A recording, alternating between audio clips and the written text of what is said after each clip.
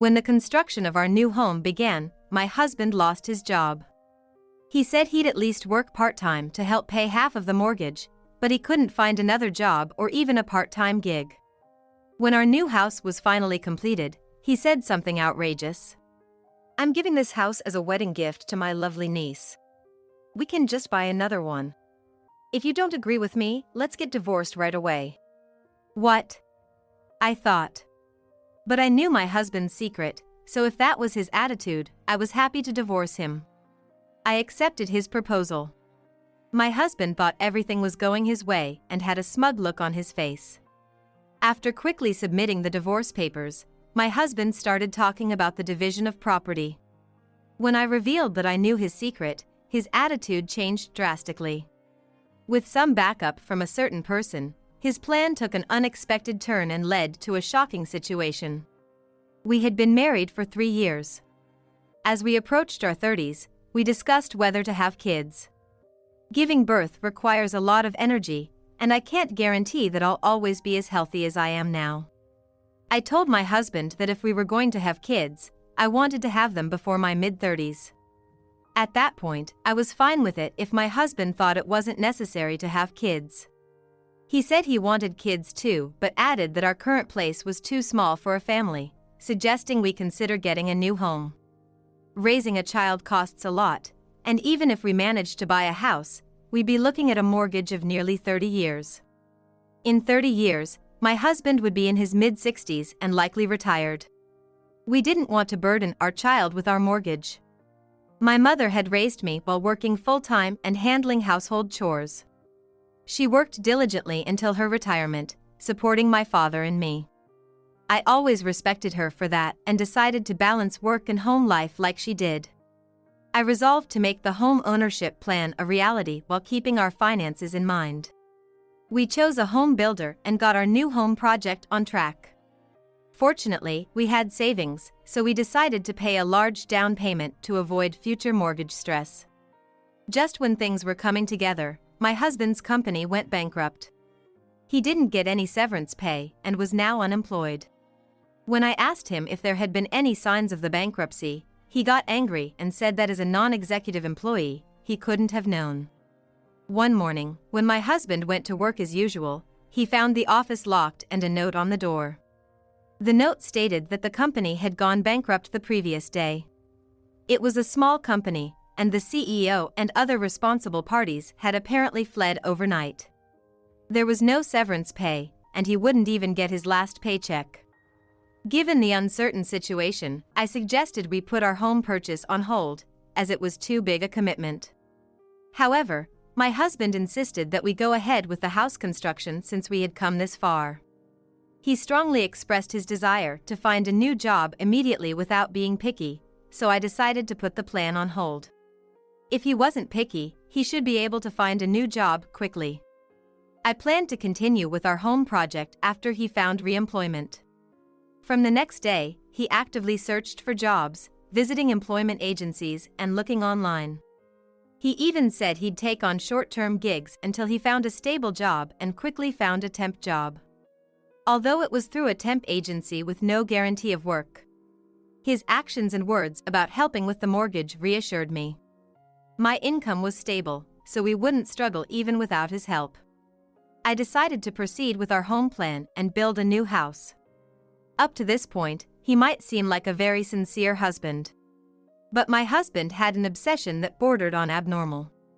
He had an older sister who had kids at a young age. Becoming an uncle at a young age, my husband adored his niece. Though they lived far away due to his sister's husband's job transfer, he sent expensive gifts and much more cash than usual for allowances. When he wanted to give his niece $2,000 as a holiday gift, I had to object, saying it was too much even for a beloved niece. When he sent gifts to his niece, he would tell me he spent money on her, but I never received any thank you notes from his sister, which left me feeling uneasy. At one point, even when we had unexpected expenses, he spent a lot on gifts for his niece without considering our household budget, making me question his judgment. After that, I was often astonished by his excessive affection for his niece. Now that he was unemployed, he didn't seem to spend savings on her, But he spent more time out of the house, supposedly job hunting. He left the house earlier and came home later than when he had a job. When I asked if employment agencies were open so late, he said he was attending seminars and networking. While his enthusiasm for job hunting was good, he became lax about the new house, leaving everything to me. My husband arrogantly insisted on joint ownership of the house but left all the paperwork to me. I gently suggested that he should show some interest in the house. He sighed, saying he was too tired from job hunting to help, implying he was making a great effort. I was exhausted from balancing work, the new house, and chores, so I avoided arguing with him. Later, I worried that he might claim I should pay the mortgage alone since I made all the decisions. When I brought up finalizing the payment details, he said he didn't want to touch his personal savings until he found a job. He claimed it was to avoid burdening me in the future, but I felt we should focus on the immediate situation. No matter how I explained, he refused to use his savings and suggested I cover the mortgage for now. I felt his suggestion was too convenient for him and different from our initial agreement. So, I told him that if I had to cover the mortgage for now, he should write an IOU, acknowledging that he was borrowing money from me. He refused to listen and became uncooperative, so I felt I needed to be firm with him. In response, my husband kept complaining, but when I pressed him about his job search, he seemed to realize it could cause more trouble, so he reluctantly agreed. We agreed that he would repay half the mortgage I covered once he found a job. He signed the agreement, and I securely stored it away from his view. Throughout the house construction, there were several instances where my husband broke our initial agreements. First, despite saying he would find a job quickly and not be picky, he hadn't secured re-employment as the new house neared completion. He also declined several temp jobs he had signed up for, making various excuses. I hated supporting a husband who wasn't making an effort, so I repeatedly urged him to find a job, but he kept dodging the issue, and our arguments became more frequent. In the meantime, our new house was finally completed, and we were ready to move in.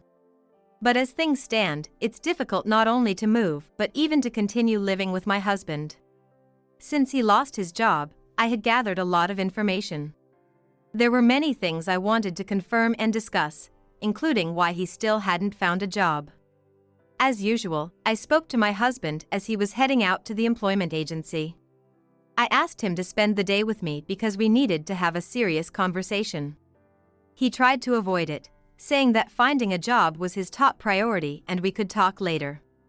Even though it was unclear if he had even gotten any interviews so far, my husband said something outrageous when I insisted he listen to me for a day instead of going to the employment agency. A nagging woman isn't cute, you know? What? Actually, I have something to tell you too. I was going to wait, but now is as good a time as any since it's good news. My niece is getting married. So, I've decided to give her the new house as a wedding gift. We'll split the mortgage payments between us and keep paying it off. What? I had been exasperated by his excessive affection and financial irresponsibility toward his niece before, but giving her a house? How could he make such an important decision without consulting me? And this was the first I'd heard about his niece getting married. I argued with him, saying I hadn't heard anything about it and asking if he really thought he could make such decisions without telling me. In response, my husband said that if I didn't like it, we could get divorced. He was the one who suggested building a new house, yet he made no progress while still being unemployed. Despite this, he kept making vague promises about what he would do once he found a job. He talked a good game, but his actions didn't match his words. I was so exasperated by his behavior that I couldn't help but laugh.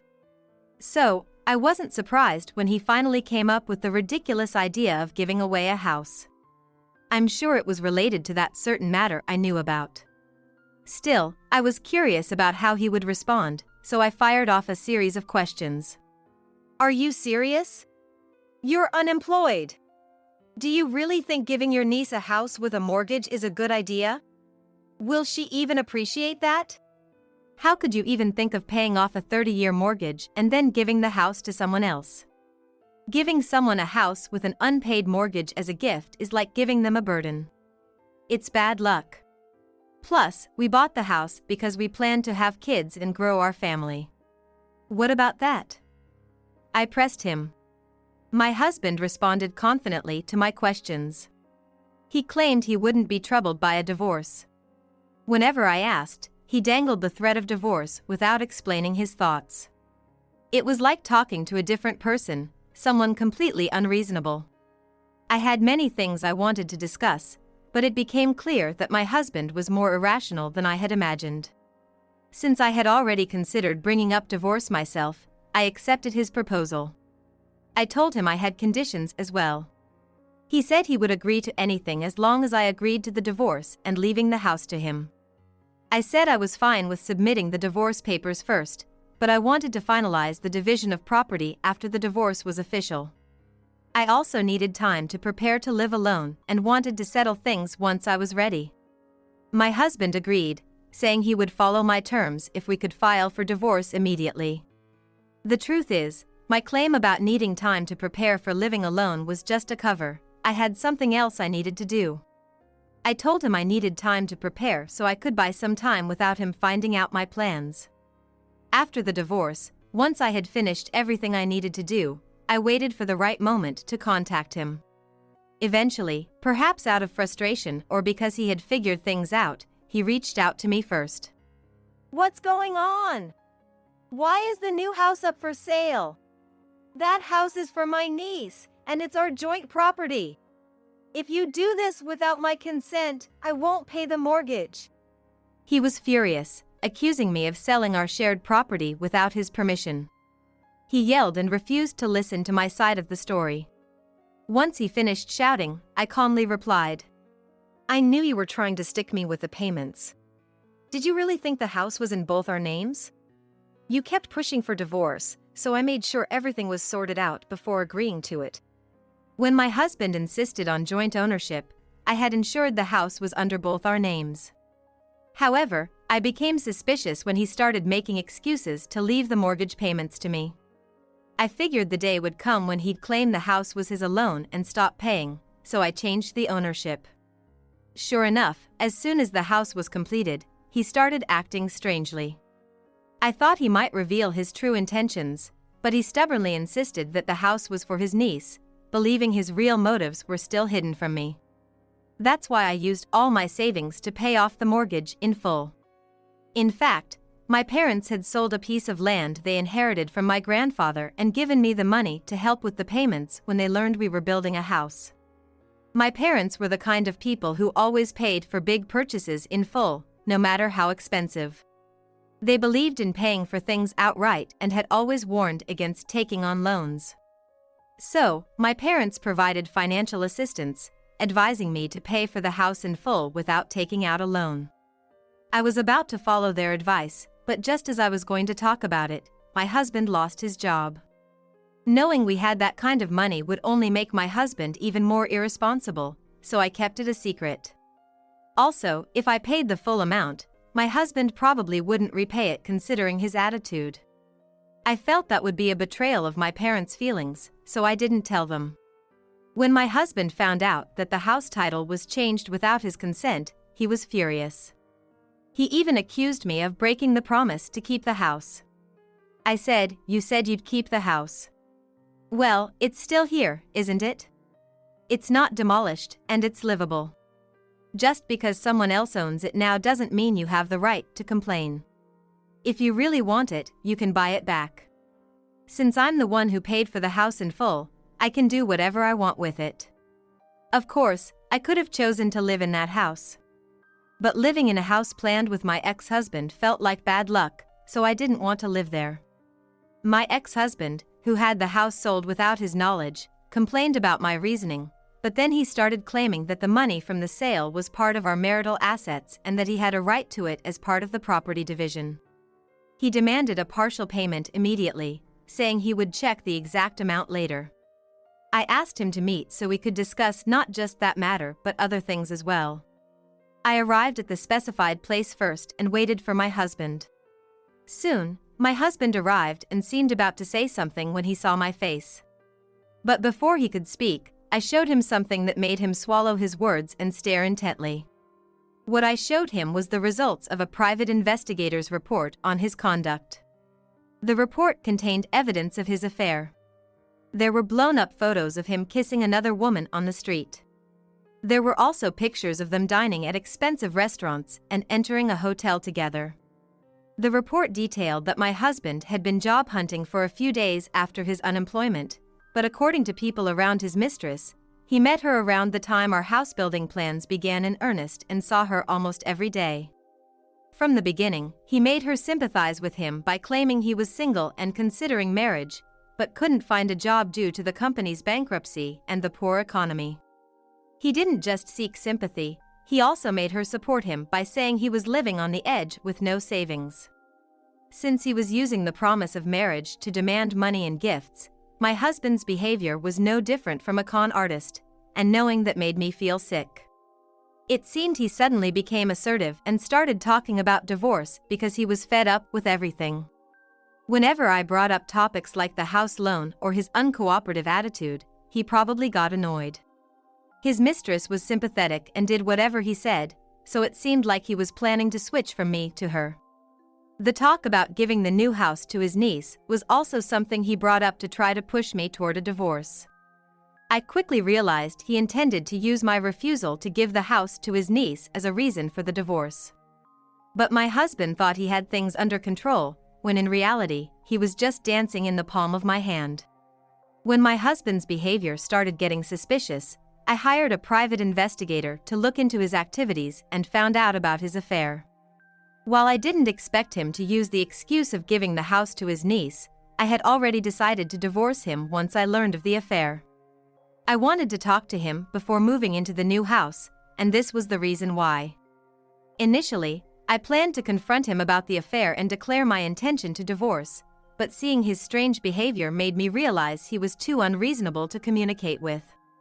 So, I decided to let him think he was getting his way while I planned my countermeasures behind the scenes. With all the evidence in hand, I confronted my husband. I have solid proof of your affair. With this much evidence, you can't deny it. I'm going to sue you for the affair damages. You knew and kept quiet? Any woman who can stay silent while her husband cheats isn't worth much. Love? You are the one betraying me, right? When he said something so outrageous, I couldn't help but laugh. I retorted quickly, and after a moment's hesitation, he claimed again that he had the right to a share of the assets. That's when I played my final card and called my father-in-law.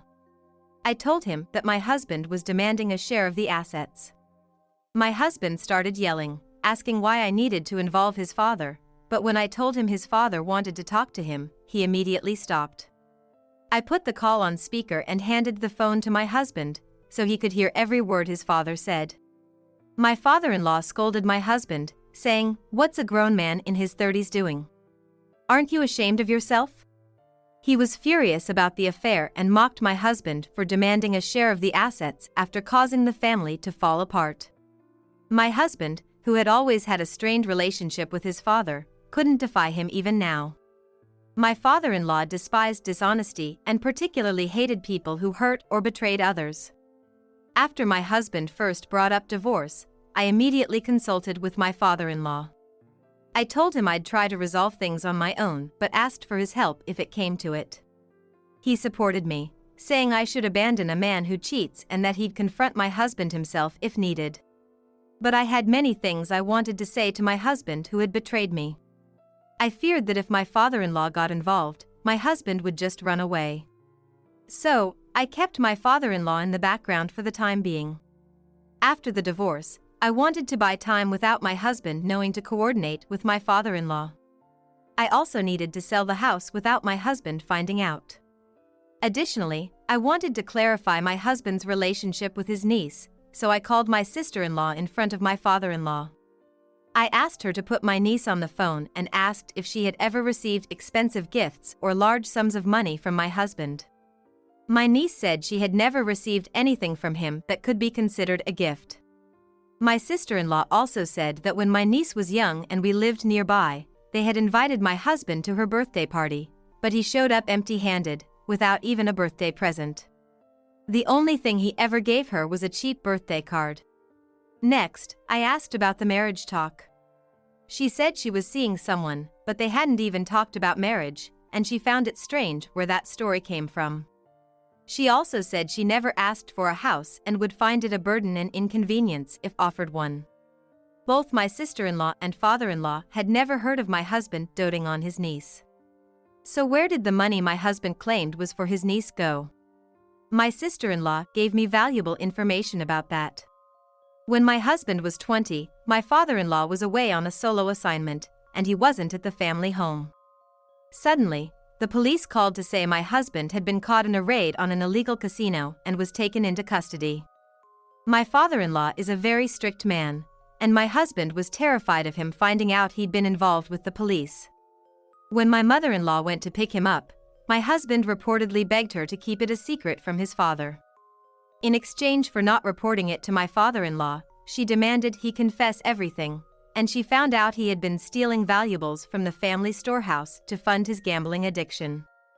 Although he promised to stop, she said it seemed pathological and doubted he could quit. When my father-in-law heard this, he checked the storehouse inventory and confirmed that several items were indeed missing. With my husband's past laid bare, my father-in-law confronted him. "You're still gambling, aren't you, using your niece as an excuse? A jobless man gambling, how disgraceful. The division of assets isn't to fund your gambling."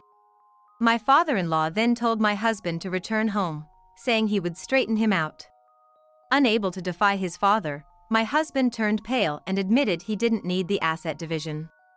Afterward, through the lawyer my father-in-law arranged, I received formal documents stating my husband had relinquished his claim to the shared assets, and I gained full ownership. Thanks to my father-in-law's consideration, I received the demands from my husband. At first, I honestly felt resentment toward the mistress. However, during the investigation into my husband's behavior, I also requested an investigation into her, which changed my feelings toward her. The mistress believed my husband was single and struggling financially, and despite her own tight situation, she gave him money. I realized she was just another victim, manipulated by him. Even though she had been deceived, she tearfully apologized for breaking up my family. She even tried to offer me what little money she had as compensation, though she acknowledged it wasn't much. I assured her that her feelings were enough and didn't take the money. I also told her that since she was a victim of my husband, she could probably claim the demands. I explained that demanding money and gifts while dangling the prospect of marriage is fraud, and she could seek repayment for what she had given him. She took action immediately. She confronted my husband at my father-in-law's house, accusing him of deceiving her with the promise of marriage. This enraged my father-in-law, who insisted she file a police report and demanded that my husband turn himself in right away. Terrified of the police, my husband begged for mercy, promising to repay all the money he had taken from her. My husband's meager savings were entirely used to pay money and restitution to his mistress, leaving him broke. Recently retired, my father-in-law had plenty of time to keep a strict watch over my husband. He monitored him even when he went to the bathroom, timing everything down to the minute. He drove him to the job center daily, urging him to find a job quickly. Unable to endure this prison-like environment, my husband fled while my father-in-law was sleeping. However, he left without any money, so he couldn't bear the hunger and returned to my father-in-law's house within 2 days. My father-in-law, disappointed by my husband's lack of resolve, kicked him out and severed all ties. Penniless and desperate, my husband snuck into the family storehouse, attempting to steal valuable antiques as he had before.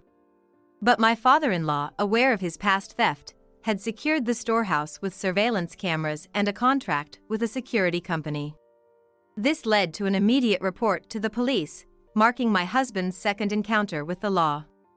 This time, his mother, who might have helped, was no longer alive, and his sister was angry about him using her daughter and refused to help. My father-in-law refused to bail him out, saying he needed to toughen up in jail. Naturally, I also declined, saying I was not involved. Now that the house was sold, and I had the money, I thought I might invest in refreshing my spirit. I rented the penthouse apartment I had always wanted to live in, and from there, I planned to enjoy the view and some good food, taking a moment to appreciate myself for enduring those years with my husband. You miscarried because you weren't careful enough. Christina, haven't you gotten pregnant again since then? I'm sorry. Blamed by Michael and my mother-in-law, I spent my days in a confined world. I never thought I'd be blamed alone for the miscarriage and not having a child afterward. My heart was completely worn down by this marriage. Then 7 years passed. I miraculously became pregnant. I thought I would never have children again. It was like a bolt from the blue. Michael, who was overjoyed, changed his tune. Really? Awesome. Without changing my expression, I calmly said, I want a divorce. What? Shocked, Michael and my mother-in-law faced me as I shouted, I know all about what Michael has been doing. Stop making a fool of me. What Michael had done was unforgivable. My anger blazed unceasingly, burning ever higher. My name is Christina King, 29 years old. I married Michael, my classmate from vocational school, 8 years ago, at 21. We still don't have kids. Currently, I live with Michael, his parents, and my younger sister Marilyn, a high school student. That's 5 of us. The reason for this living arrangement goes back to when I entered vocational school. I've always loved baking. So, after high school, I enrolled in a pastry chef school. Michael, my husband, was a classmate. We got along very well and started dating soon. College life was so much fun. Just before graduation, my parents died in an accident. It was so sudden, I was engulfed in grief. But I couldn't just cry forever. I had my younger sister Marilyn. She was still in elementary school. I had a job lined up at a famous bakery, but thinking about living expenses and Marilyn's tuition weighed heavily on me. The insurance money from my parents' accident had been used up on medical expenses for my sick grandparents. Could I support Marilyn on my starting salary? When I was feeling anxious, Michael was the one who offered me a lifeline. Let's get married and move to the countryside together, with your sister too, he said. Michael was the heir to a traditional confectionery store. He planned to take over the family business after graduation. I intended to marry Christina sooner or later, it just happened sooner than planned. He assured me that once we were married, his family could help with Marilyn's tuition and living expenses. Of course, I had my doubts about accepting such an offer so easily. But Michael firmly said, Christina, you're practically family already, it's only natural to help each other out. His words were so comforting, I cried. I declined my job offer and became part of the Michaels family. Michael's family lived in the countryside. The traditional confectionery shop run by my in-laws, King, is a long-established business dating back 140 years. In the local community, it was a beloved shop known to everyone. My in-laws welcomed me and Marilyn warmly. I felt safe with them. They even promised to support Marilyn's education and living costs. I remember feeling very relieved. But looking back now, I can only think I was ignorant of the world. I had been thinking naively. I had no idea that marrying into this family would change my fate so dramatically. After marrying Michael, I worked at the confectionery daily.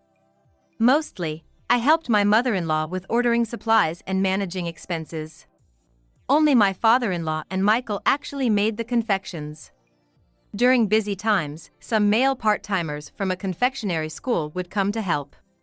It's not that I'm dissatisfied with my current job. But I graduated from a patisserie school.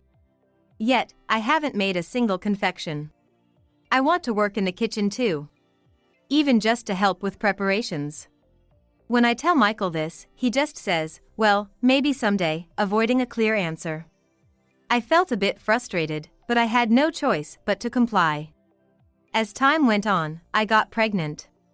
4 months in, we found out it was a boy. Michael and my in-laws were overjoyed. I was happy too. One day, when I was feeling uneasy, I started experiencing stomach pains from the morning. I had a bad feeling about it. I rushed to the nearby OBGYN. The doctor, who had been taking care of the King family, was recommended to me by my mother-in-law, and I had been visiting here. The elderly doctor began with, "I'm sorry to say." Then slowly, he announced, "You've had a miscarriage." My mind went blank. Stunned, I underwent the necessary procedures and returned home. Could there be anything more heartbreaking? When Michael asked, "How did it go?" I reported back to him through tears. That's when Michael's attitude changed. "What? You had a miscarriage? Why?" "I don't know. There can be many reasons for a miscarriage, they couldn't pinpoint one." "What? Isn't it because you weren't careful enough?" I was shocked by Michael's angry response. I thought. I was expecting comfort, but his reaction was unexpected. I couldn't believe what he said, and as I stood there dumbfounded. My mother-in-law also arrived upon hearing the commotion. "That's right, Christina. It's a shame, expected a boy, and you miscarried. You've let us down." "I didn't. Don't you know? You're supposed to bear a male heir for the King family. If you can't do that, you have no place here." My mother-in-law said this with a terrifying look and returned to her room.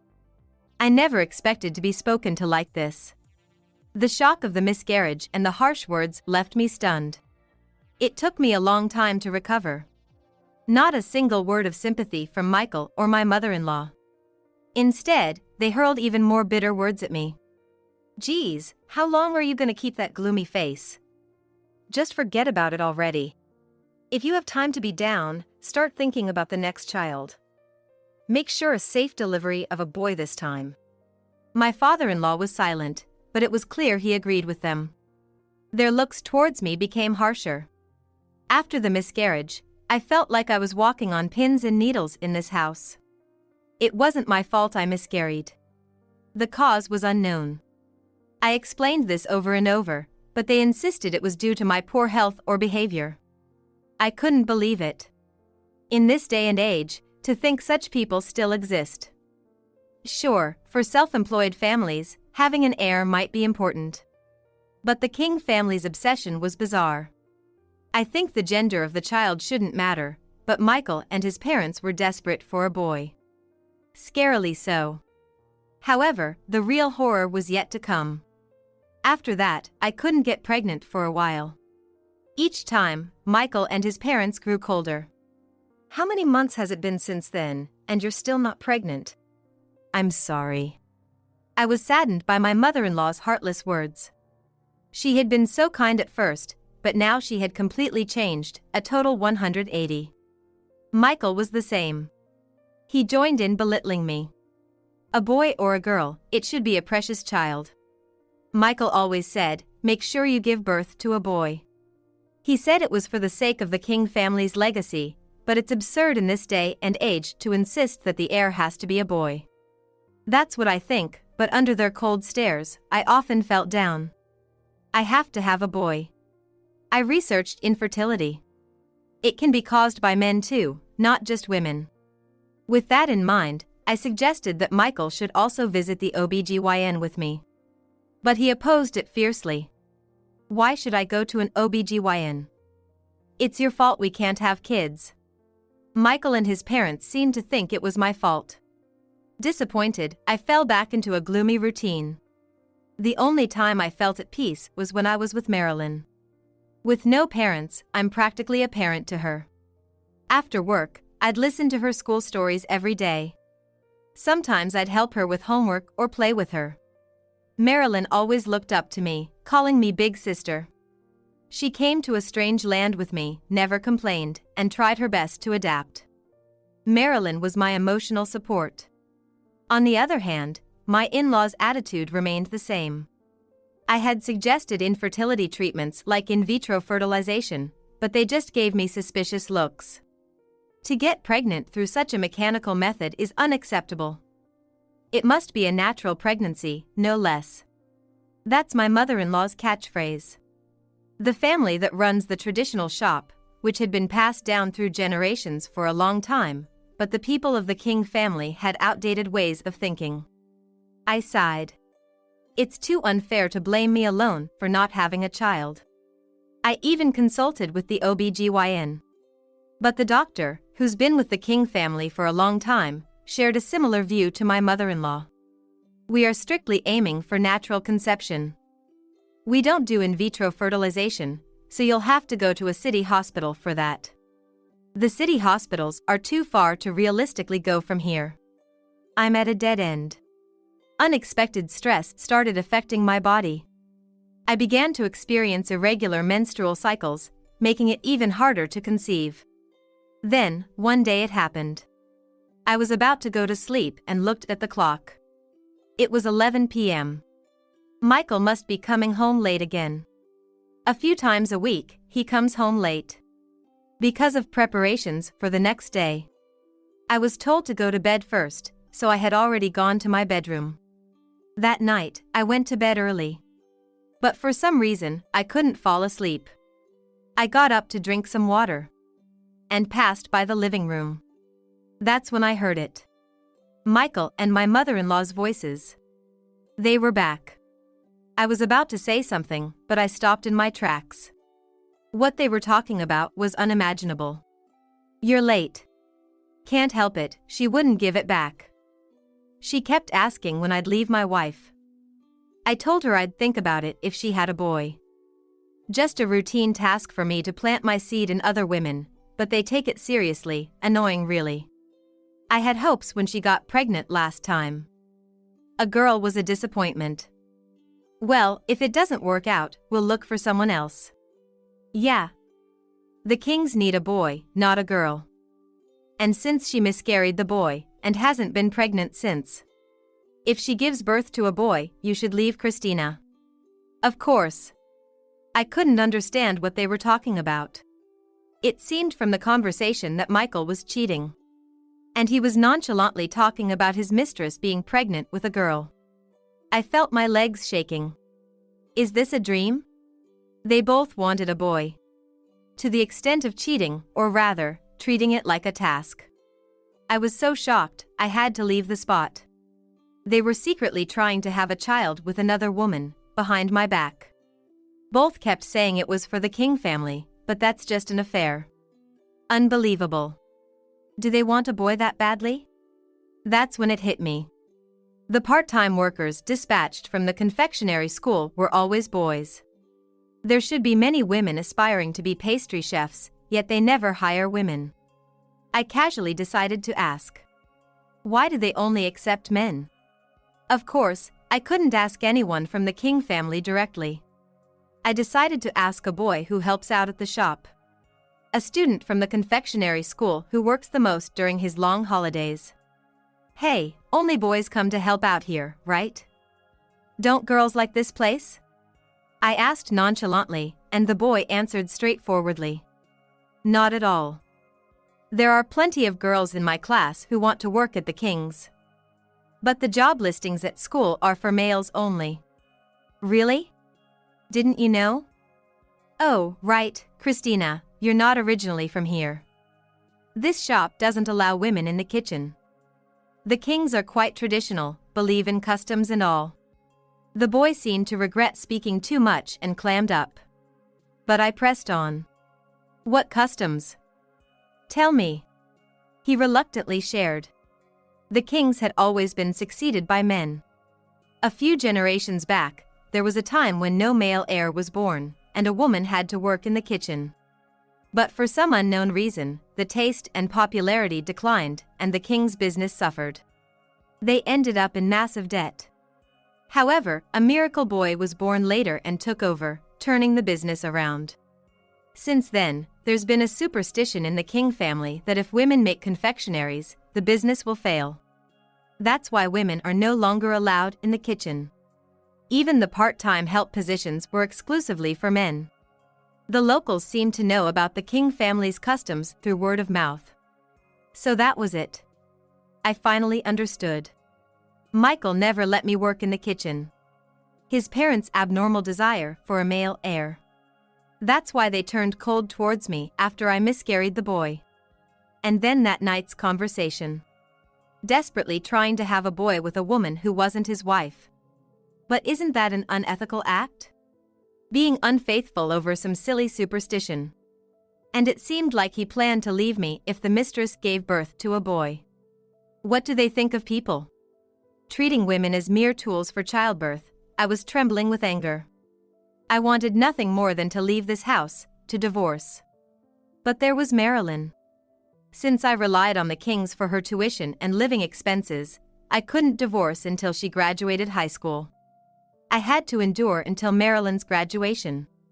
But just enduring wasn't enough. I began plotting my revenge against Michael and his parents.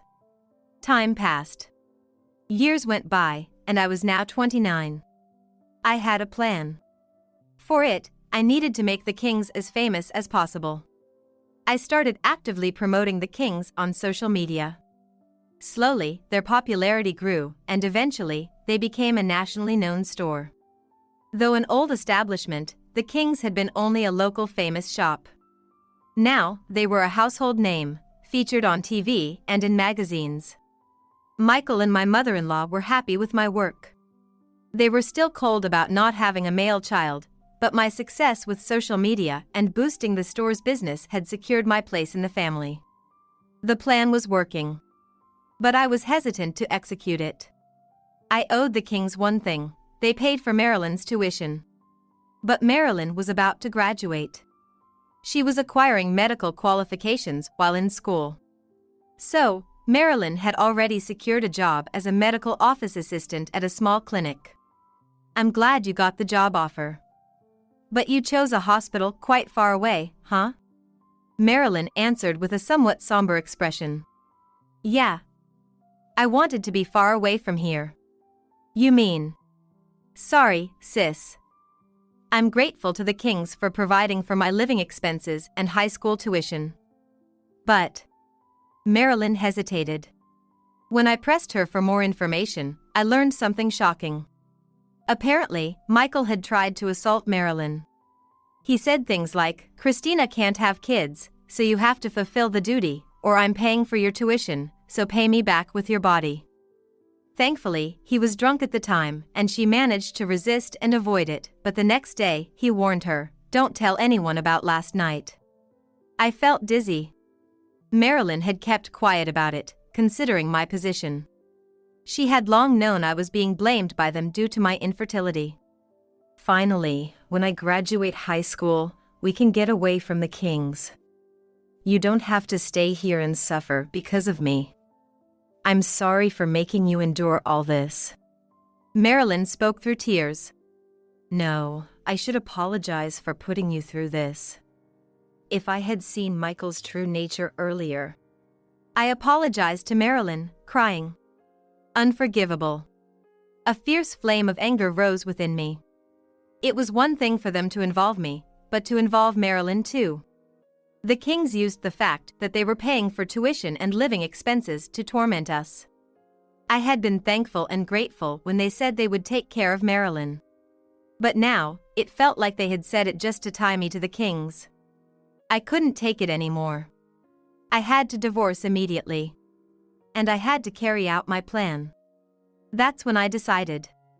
But then, something unexpected happened. I couldn't believe it and asked the doctor repeatedly. I was pregnant. Ever since I found out about Michael's infidelity, being intimate with him was a torment. But if I refused, he would verbally abuse me. I had no choice but to comply.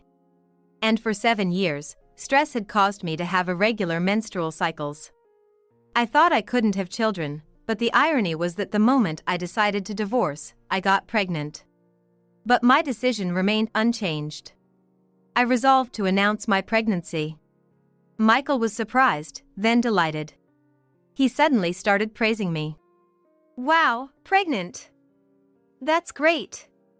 What's the gender? Tell me quickly. It's too early to know, it's still the beginning. That's right. We can't be sure yet. It has to be a boy. It seemed my mother-in-law had been listening to the conversation. That's right. Let me know as soon as you find out. They were as selfish as ever. Without changing my expression, I said calmly, "I want a divorce." What? Michael and my mother-in-law were shocked. I glared at them and let it all out. I know Michael has been cheating for years. No matter how desperate you are to have a boy, it's not excusable. Stop making a fool of me. I have solid proof of your infidelity. After that, I followed Michael when he came home late. He was indeed visiting another woman's house. She seemed to be a high school classmate of Michael's, who had always admired the prestigious King family. It must have been easy for Michael to seduce such a woman. I captured several photos of them together, looking intimate. When I showed the evidence, Michael was taken aback. But he quickly retorted, "What are you talking about? This isn't cheating. It's all because you couldn't give birth to a boy." I had no choice but to find another woman to preserve the Kings. Really? And assaulting Marilyn was also unavoidable? Well, that. Michael was at a loss for words. He must have felt guilty. But then my mother-in-law sighed. Her following words were horrifying. "Oh, what do you think we took your sister for? If you couldn't do it, we expected Marilyn to fulfill the duty. Anyone will do, as long as they can give birth to a boy. Being able to bear a male child is the only condition to stay in the King family. You worked hard on the social media promotion for us, maybe out of guilt for not having a child. Well, the store became famous because of it, and we appreciate that. But if you can't have a boy, you have no right to be here. Understand? Do these people have no human heart? They saw Marilyn as just a backup plan for me. All they care about is preserving the Kings." I don't understand at all. Is the family so important that you'll hurt our hearts for it? Unbelievable. I can't stay in this absurd, nonsensical family any longer. When I shouted, my mother-in-law made a bitter face. On the contrary, Michael snorted. "People outside the King family will never understand, Christina. That's all you were. If you want to divorce that much, fine. But," he said, "if it's a boy, he wants the child. He doesn't need a girl. How can he speak about his own child like this?" I never thought they could be so cold. They seemed like a family crazed with superstitions. I had no choice but to agree to these terms. In return, if the child is a girl, they have to promise never to involve themselves with me again. And so, I was finally able to divorce Michael.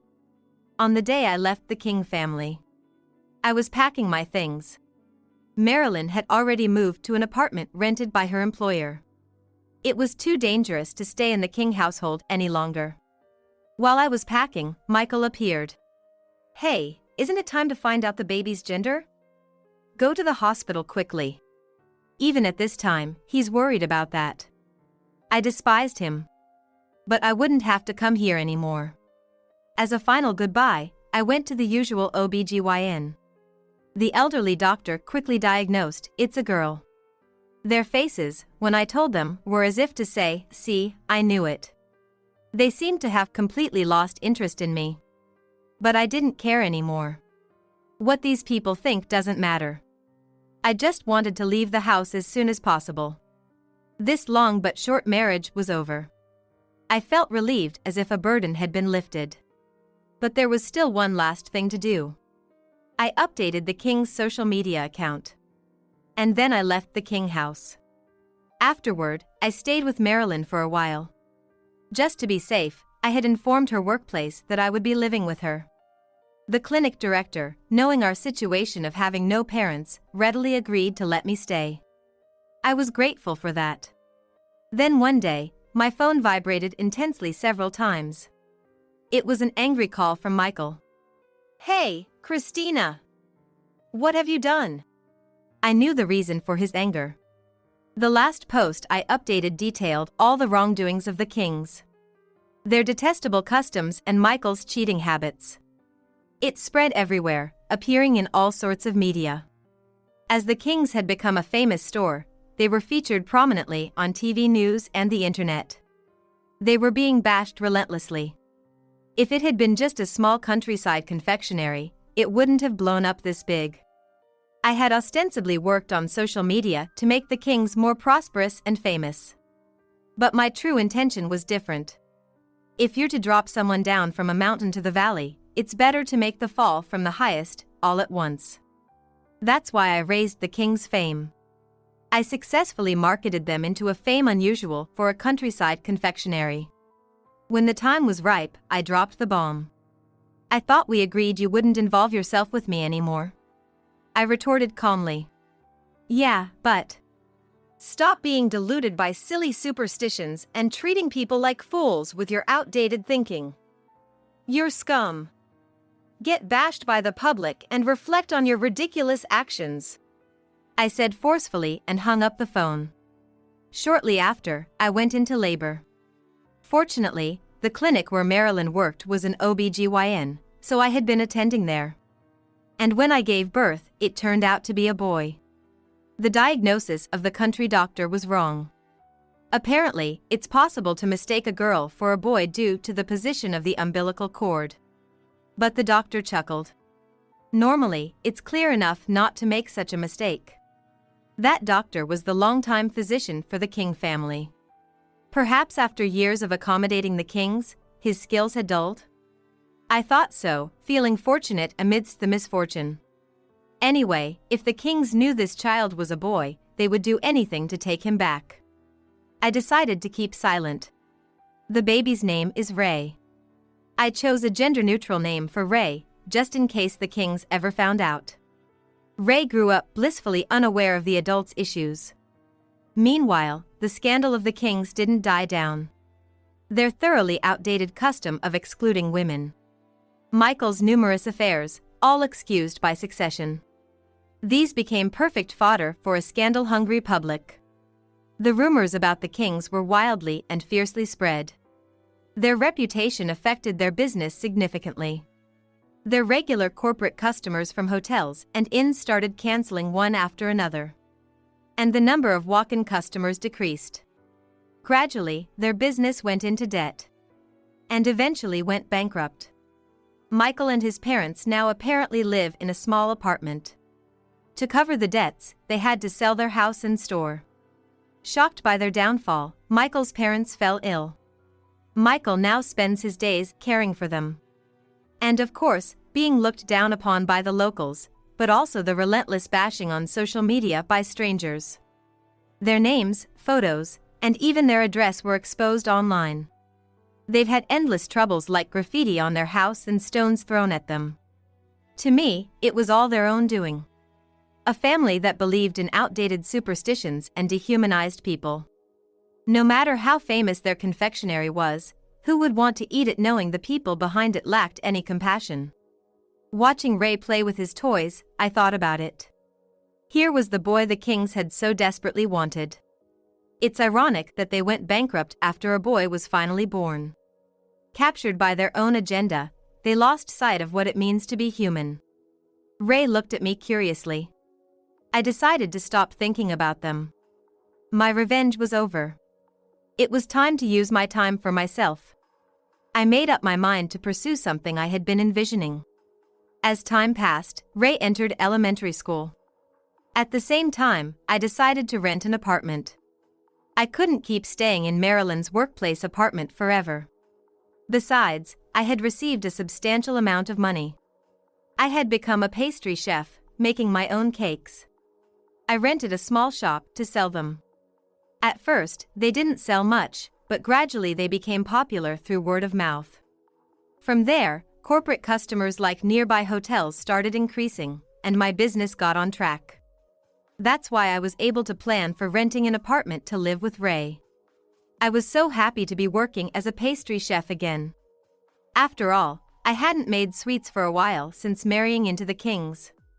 But when I made sweets again and saw Ray's smile, my old passion was rekindled. I wanted to make my own sweets again. To see the smiles of people eating them. That was my original starting point. I remembered that. Imagining the smiles of those who eat my creations. That gives me more strength than anything. I may not become as famous as the Kings, but that's okay.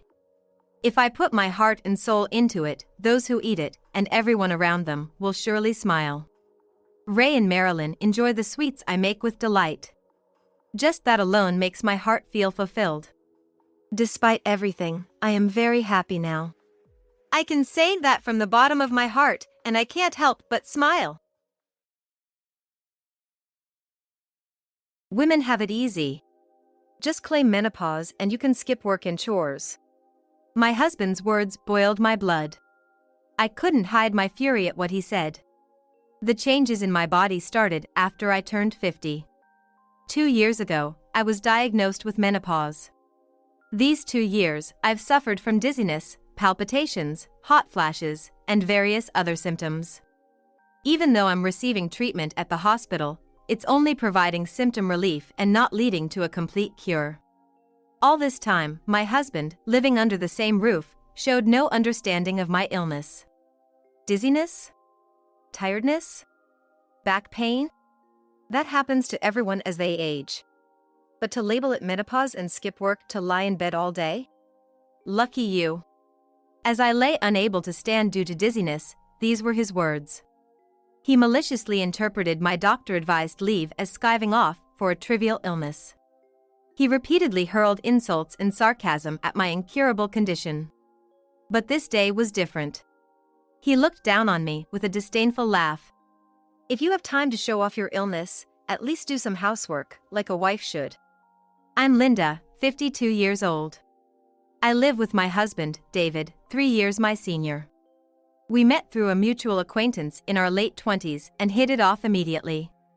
We smoothly continued our relationship and married in our early 30s. Though we occasionally had minor quarrels, David was kind. We both worked hard and lived a peaceful life. We don't have kids, but have supported each other well as a couple. However, a few years ago, our marriage underwent significant changes. I was working full-time but am currently on leave. Due to ill health.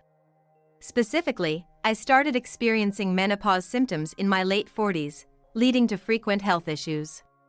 Initially, it was irregular menstrual cycles and sudden hot flashes, but the symptoms worsened over time, including severe palpitations and sleepless nights. Eventually, it even affected my mental health, causing irritability and depression. Menopause brings about various symptoms over approximately 10 years around the time of menstruation stopping. I had heard about it, but experiencing it myself was far more challenging than I imagined. My symptoms were severe, and on family advice, I started hospital treatment, but there's no cure. The doctor said menopause involves diverse symptoms, so treatment is usually symptomatic. I'm using prescribed medicine and herbal remedies, but they only temporarily alleviate symptoms. It became hard to continue working, so I took leave when I turned 50, 2 years ago. My company allows up to 3 years of leave, and soon I'll have to decide whether to return or resign. I don't want to quit, but there's no sign of my symptoms easing, so resignation looms as a frustrating reality. If I quit, I dread what David might say. Initially, David was concerned and attentive when I fell ill with menopause. He wasn't one to take the lead in household chores, but he used to care when I was unwell. I thought he was kind, but as my health issues dragged on, he started to look at me with annoyance. When I discussed taking a temporary leave from work, he didn't take it well. I don't quite get what's up with your health, but do you really need to take leave? You're not just planning to slack off at home, right? He said, which shocked me. Men also experience menopause, but David, despite his chronic condition, has rarely been unwell. He's always maintained good health, so he seems to view my prolonged unwellness as laziness. No matter how much I explain my symptoms, he never shows understanding, always saying, "What's the solution then? If one method doesn't work, find another. Why keep saying you can't heal? Find a way to get better." Continuing to work in my current state is tough. When I expressed my desire to take a leave of absence until my health stabilizes, David, as expected, got furious. However, when I told him that not only my boss, but also my colleagues and juniors, urged me to take a break, he reluctantly agreed, albeit with dissatisfaction. I had resolved to work harder on household chores while I was off work, but there were times when I suddenly felt unwell and couldn't even get up. Standing up made me dizzy, and even sitting down, I couldn't stop sweating, possibly due to hot flashes. Still, when I tried to force myself to vacuum, I was mercilessly struck by severe back pain. I ended up taking medication and enduring the pain, only doing household chores when I felt a bit better. But David still didn't understand. Aren't you better yet? What's the point of going to the doctor? As expected, he gradually started treating me coldly. You know, don't be so dependent all the time. If you're on leave and staying at home all day, why don't you at least finish all the household chores during the day? You can't be feeling sick from morning till night. Coming home to no greeting, dinner that's just cut and cooked, what are you doing at home? David complained more than once when he returned from work. His exasperated sighs and attitude were shocking to me. Over the weekend, when I was feeling ill and lying down, he yelled, "How long are you going to sleep? At least do the laundry." David's sarcasm and complaints increased day by day, and there was no more consideration or concern from him. While his terrible attitude hurt me, I also grew increasingly anxious, wondering when my symptoms would heal or if they ever would. However, it was truly a blessing that my mother-in-law, Barbara, and my sister-in-law, Emily, who live in the same town, showed understanding of my condition and occasionally offered advice. Barbara is over 80 years old but has strong legs and is a very lively person who speaks her mind. My father-in-law has already passed away, and she lives with Emily and her husband. It was Barbara and Emily who first suggested I go to the hospital and even said I should consider taking a leave of absence if my condition was too severe. I'm really grateful to them, as both my parents have already passed away, for being so caring about my menopause symptoms. One day, David told me, for Mom's birthday, we're gonna have a dinner party at our place next weekend. In David's family, it's been a tradition since his childhood to have big dinner parties for family birthdays. Since marrying him, I've participated every year. Depending on the year, we've either gone out for meals or had a party at his parents' house, but this year, we decided to have Barbara's birthday celebration at our house. Naturally, I was in charge of the cooking. Barbara and Emily were supposed to come over in the evening, and Emily's husband couldn't make it due to work. "Make sure you're in good shape for the day," David said, glaring at me sharply. I won't tolerate it if it's like last year. "I understand," I replied, as I could only nod in front of David's assertive attitude. The thing is, last year, I felt ill during Barbara's birthday and missed the party at my in-laws. David seemed to think he was embarrassed by this. I still vividly remember being harshly scolded by him when he returned home, which was really tough and made me cry. So this time, I want to make sure I'm in good health for the dinner party, just as David said. However, if it were a condition that could be fixed just by wanting it, I wouldn't have been suffering for years. Hoping for even a slightly better condition, I started preparing little by little. Barbara is going to be 85 on her next birthday. Wanting to show my gratitude for all she has done for me, I vowed to put my best effort into cooking dinner for everyone that day. Since we're hosting the in-laws, there's a lot to do before the day, besides meal preparation. David is somewhat prideful, so I knew he wouldn't be satisfied unless the house was cleaned from corner to corner. I took a few days to thoroughly clean the house, all the while consulting my health. David never helps with the housework, just relaxing in the living room, but I've gotten used to that. I know some younger men nowadays do housework, but in David's generation, it's considered the wife's job. I never expected him to help, since he thinks I just loaf around the house all day. The day before the party, I finished shopping for the dinner menu and went to bed early, praying that I would wake up with mild symptoms. However, on the day of the dinner party, I woke up with terrible headaches and dizziness. When I tried to get up from bed, my vision became all wobbly, and I had to close my eyes. Then, I heard the intense pounding of my heart and was struck with a headache so severe it felt like my head was being hammered. It was one of the worst symptoms I've experienced recently.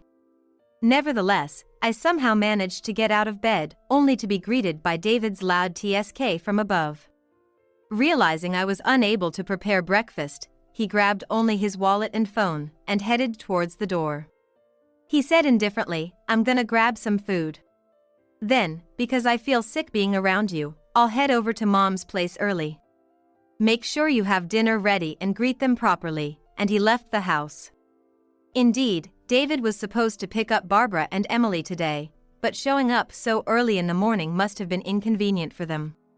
His thoughtless words hurt, but I couldn't afford to stay upset. I just drank some jelly drink and took my medicine, lying in the living room until my symptoms settled. But even in the afternoon, my condition hardly improved. The medicine eased the headache, but I felt dizzy and unsteady whenever I tried to get up. I needed to start preparing dinner soon, but I couldn't get my body to move as I wanted. I stood in the kitchen for short periods, taking breaks in between, but time was running out. Feeling desperate, I tried calling David but couldn't reach him. I sent him a message, but he didn't reply. Eventually, it was 5 p.m., still not fully ready, and David returned home with Barbara and Emily. David entered the living room and looked at me sitting on the kitchen floor with a puzzled expression. "You didn't even greet Mom and the others when they arrived. Is dinner ready?" "It's not even set up," he said, and I was at a loss for words. I had made a salad with torn leafy vegetables and tomatoes. But beyond that, I had hardly prepared anything else. Anticipating another scolding, my heart raced with anxiety, and I struggled to breathe, but I decided to apologize and explain the truth. "David, I'm sorry. This is all I could manage. I'm really sorry, but could you order something tasty for the main dish?" "I'm sorry," I said. David's face turned red, and his demeanor changed drastically. "Don't play the sick card now. This is an important dinner, and Mom was really looking forward to it. And you're just trying to embarrass me again like last year?" David was furiously angry, scolding me harshly. "It's not like that. I'm not trying to play the sick card." "You are. It's pathetic that at your age, you can't even manage your own health. You're inconveniencing us all because of your issues." David didn't listen to me and continued to berate me. "Then why didn't you answer the phone? I sent a message saying to eat out. I even sent another email 3 minutes ago asking you to order something. Why are you so insistent on eating at home when you do nothing?" I exploded with pent-up frustration, shouting back loudly. Each word felt like a blow to the head with a metal bat. My vision was so blurred I could hardly see David's face properly. I couldn't hear anything over my own voice and pounding heart, and I was sweating profusely from the heat. The symptoms I had been managing with medication were now coming on strong, and I regretted it a bit, but I couldn't keep silent with David. When my vision finally cleared a bit and I caught sight of David, he was standing there with his mouth agape in a foolish expression. Then our eyes met, and he glared at me, pointing his finger strongly. "What's with that tone of voice? Pretending to be sick and hiding in the house, not doing any housework, you lazy." And then snapping back when pointed out, "You're the worst. Such a wife is unfit, I'm sick of supporting you. If you can't do the housework, then let's get a divorce," he yelled loud enough for the neighbors to hear. Despite my desperate pleas, nothing seemed to affect David. After years together, the fact that David could suggest divorce without hesitation made me feel so miserable that I was on the verge of tears. I had no choice but to agree to the divorce. Just as I was about to speak my agreement, I heard light footsteps. But David, in his rage, didn't seem to notice. "What's the big deal about menopause anyway? Being tired, having stiff shoulders, that's normal for our age. Dizziness and headaches can't be that bad if you're taking medicine. You just want to lie in bed all day, don't you?" Then someone tapped David on the shoulder from behind. It was Emily. With an anger I had never seen before, Emily swung her right hand as David turned around, striking him hard across the cheek. David, hit by a powerful right straight from a 60-year-old woman, fell to the floor, looking up at Emily, bewildered, not understanding what had happened. "Hey, sis. Why did you hit me all of a sudden?" As he rubbed his cheek, Puzzled, Emily glared at him sharply. And you, what's with that attitude? Have you been treating Linda like this for years? Deciding the severity of her illness without being a doctor and berating your wife, you should be ashamed, she yelled furiously. David, always trying to look good in front of his family, had never treated me so coldly. Even when he was berating me with disdain as I suffered from dizziness, he became caring about my health and made coffee himself as soon as Emily visited. I had confided in Barbara and Emily about my illness, but never about David's behavior. I was worried that speaking ill of David, their blood relative, might make them resent me. They might not believe me, as they hadn't seen how he treated me. Even if they did believe and sympathize, I feared how David would retaliate after they confronted him. But now, seeing Emily's actions, I wondered if my thinking had been wrong. What do you mean? It's Mom's birthday party today, and I wanted her to enjoy it. But she ruined the dinner by not cooking, isn't she to blame? David stood up and pointed at me, blaming me further. Then Barbara, who had come into the living room with Emily, glared at David. Are you saying Linda ruined the dinner? That's just your opinion, isn't it? From what I've heard, Linda did as much as she could despite being in pain. When she realized she couldn't finish in time, she contacted you to change the location or order something. I don't want to be celebrated by someone who's unwell. And I'm certainly not happy to be celebrated by a son who only complains after pushing everything onto his sick wife. Barbara spoke firmly to David. Then Emily asked, Did you just leave Linda alone when you knew she was unwell and come to our house? Well, what could I have done? There are many things you could have done, like helping with housework or being considerate of her condition. Didn't I tell you to be more caring toward Linda when she first started feeling unwell? You just found it bothersome, didn't you? David was at a loss for words, cornered by Emily's sharp comments. It seemed Emily had told David to be more attentive to me after I started feeling unwell, but David's behavior made it clear he hadn't heeded her words. Why do you and Mom always take her side? Menopause isn't even a real illness. Being tired or having palpitations, that happens to everyone as they age. Women who just want to be lazy call it an illness and make themselves out to be patients, David continued to justify himself. Emily sighed and began to explain. You might not know this, David, but I also suffered from severe menopause symptoms. It's only recently that they've settled down, but they were so bad that I quit my job 10 years ago. You're saying that a disease that forced me to quit my job isn't real? Hearing Emily's words, David froze, looking stunned. I had talked to Emily soon after my menopause symptoms started. She told me that she had suffered from menopause at the same age as me and had to temporarily stop working before eventually resigning. She didn't want to quit her job, but there was no sign of recovery, so after consulting with her family, she decided to prioritize her health. I knew Emily had quit her job around the age of 50, but I didn't know the reason until she told me. Thinking back, I realized that I hadn't seen her around that time. We mainly communicated by email because she couldn't meet due to her poor health. It was really tough back then. I thought it might never get better. But Michael, my husband, told me to quit my job and take it easy, Emily said. Michael, Emily's husband, is 5 years younger than her. His work involves irregular hours and night shifts, so he couldn't attend the dinner. I don't see him often, but I remember him as a kind man who always asks about my health. Emily, having such a compassionate husband, desperately appealed to David. Linda isn't your servant, you know. Shouldn't a husband be more caring towards his wife? I'm sorry, sis. I knew you were unwell back then, but I didn't realize it was for that reason. David replied, sounding defensive. But Emily's expression remained stern. Right now, it's not me you should be apologizing to, but Linda, Emily stated firmly. David, looking frustrated, turned his face towards me. David loves Emily, so he generally can't go against her words. Eventually, he seemed to give in. I'm sorry. Being scolded by my sister has been a wake-up call. "From now on, I'll help Linda and let's get along well," he said, looking into my eyes with a sincere tone. I thought he finally understood and felt relieved, thinking of forgiving him, when I heard, "Wait a moment." It was Barbara who intervened. Tired from standing, she approached the sofa with Emily's support and sat down next to me.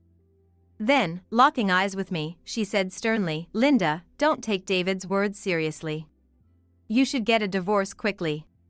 "What? What do you mean?" I asked, surprised. Barbara began to share a past experience. "Actually, I suffered from similar symptoms at your age. There was no name for it like menopause back then.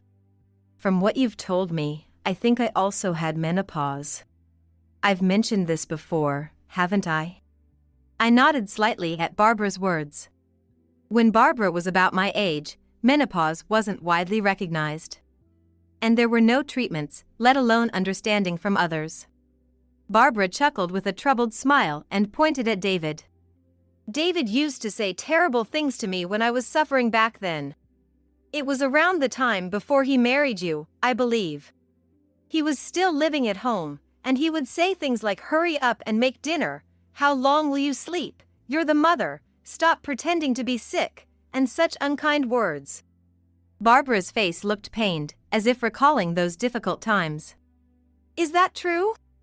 I asked David, wanting to believe in him. He awkwardly turned his face away without denying anything, indicating that what Barbara said was true. Barbara looked down painfully and said, "My late husband, David's father, got angry at David's behavior back then and hit him. When he was severely scolded by his father, David said the exact same thing, that he had a wake-up call. Indeed, after that, David stopped saying anything to me. That's because he soon married you and moved out. But Linda, he treated you badly, didn't he? So, David hasn't changed at all. Even after decades, he has no understanding of someone else's illness." She spoke calmly, dismissing David's words as mere excuses. "No way! Just wait a minute, I won't do it anymore, believe me." David tried to intervene, but Emily grabbed his arm to stop him. "I saw it back then too. That's why I hit you like Dad did.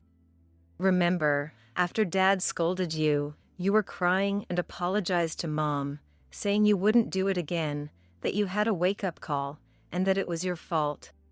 But now, you're doing the same thing to Linda that you did to Mom. Asking to be believed after doing the same thing twice is just too convenient. There's no way we can believe you," Emily admonished, and David bit his lip in frustration. As he fell silent, Barbara grabbed my shoulders and said, "That's why you need to divorce David and escape quickly. Otherwise, you'll continue to suffer. Now, with my daughter and me here, is your chance. If it's just the two of you, he'll never admit his faults. He might even get angry at you for embarrassing him in front of his parents." I felt sad to hear such words from his own mother. The thought of divorcing at this age was daunting, but hearing Barbara's story made me feel like I couldn't go on with David. I had endured his treatment, believing that once my symptoms eased, we could return to living happily as before.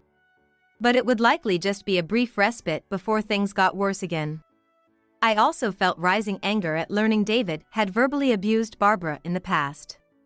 Suppressing my ongoing dizziness, I stood up and, looking straight at David, expressed my intention to divorce.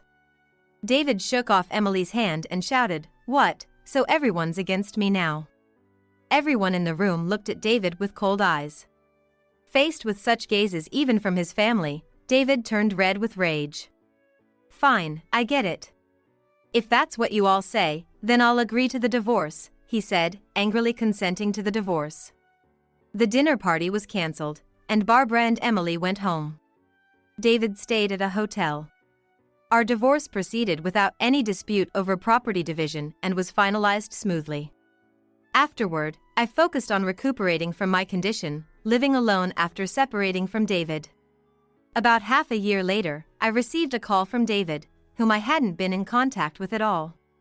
Since leaving him, I had moved into an apartment and was living alone, regularly visiting the hospital for my treatment. As expected, the call was filled with David's selfish demands.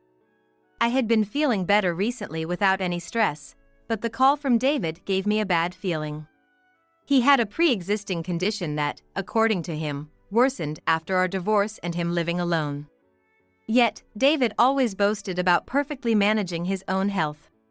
He even used that to insult me when I was unwell, calling me lazy for not getting better sooner. Why did it get like this?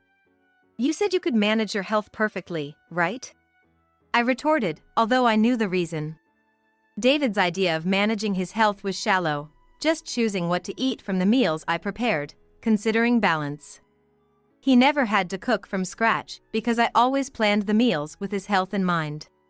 Moreover, since he never did any household chores, his living standards plummeted over the past 6 months.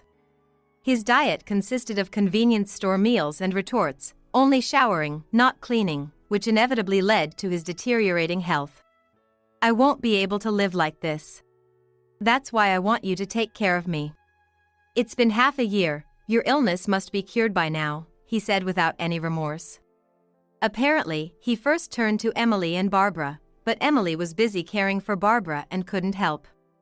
Reluctantly contacting me as a last resort, David pleaded. Though I wanted to refuse, he was, after all, my husband for many years. I thought of ignoring him, but David said, then at least come and look at the album I found in the closet. If you don't want it, I'll throw it away. I hesitated, thinking it might be old photos, including good times with David and Barbara's family. Despite being disillusioned now, our relationship was good back then, and there were photos with Barbara and Emily. I decided to go and pick out my part of the photos from our former home. The house we lived in until half a year ago was dirtier than before, possibly due to neglect. Empty convenience store meal containers were left on the table, making me frown involuntarily. Without you, I don't have time to clean. It's hard to move when I'm feeling unwell, David excused himself without being asked. He looked unexpectedly well, despite claiming to be unwell. Moreover, despite seeking care in anticipation of worsening health, what David really wanted was cleaning, laundry, and meal preparation. It seemed like he just wanted a housekeeper. After some hesitation, I replied, "You don't look injured and seem perfectly fine. Why don't you stop slacking off and take care of yourself?" At this, David narrowed his eyes displeasedly and retorted, "You know my illness affects my internal organs and nerves, right? Don't judge just by appearances. I'm really suffering, and you dare accuse me of slacking off." He spat those words out. I just stared at him coldly in response, and he started to stutter. Suddenly, David stopped. And, taking a deep breath, I was wrong to say that to you when you were suffering. I'm truly sorry and have reflected deeply. I won't do it again, so please. Before he could finish, I firmly declined. Sorry, but I can't take care of you. I'm still dealing with menopause myself, and I can't trust your repentance. Then, a desperate David clung to me, seemingly without any concern for how he appeared. Please, I could be hospitalized at any time due to my worsening condition. Medication alone isn't enough, proper diet management is essential, and I'm in trouble without you. Please, I'm begging you. While David seemed genuinely remorseful, I remembered what Barbara and Emily had told me about his past actions. They say he only apologizes deeply when he wants to blame you for not forgiving him. Recalling her words, I shook my head slowly. I was already overwhelmed with my own issues and not in a position to take care of someone else. If I went back to living with and caring for David, the stress would likely exacerbate my menopause symptoms again. I couldn't go back to square one after finally starting to feel better. It's impossible. If you really need care, use a caregiving or helper service. I told him, explaining these options. I made it clear again that I couldn't provide care and had no intention of living together in the future, then returned to my life. Later, as my symptoms settled, I resumed work after a long leave of absence. I started returning to work gradually. There was a time when I contemplated resigning, but now that I need to live on my own, I have to earn my living expenses independently. Additionally, having always found fulfillment in my job, despite the break of 2 years and a few months, I found it enjoyable once I started working again. I had no intention of reconciling with David or remarrying anyone else at the moment. However, I still kept in touch with David's family, occasionally meeting them for meals. I heard that the traditional family dinners, a long-standing custom in David's family, were discontinued after this incident. Furthermore, David apparently quit his job for reasons unknown. He claimed it was to focus on his treatment, but his visit frequency to the doctor and dietary habits hadn't changed. He had some savings from early retirement, so he seemed financially stable for the time being. Nevertheless, he appeared to be living in fear of an uncertain future due to his illness. As for me, I plan to continue cherishing my health and living a fulfilling life for the rest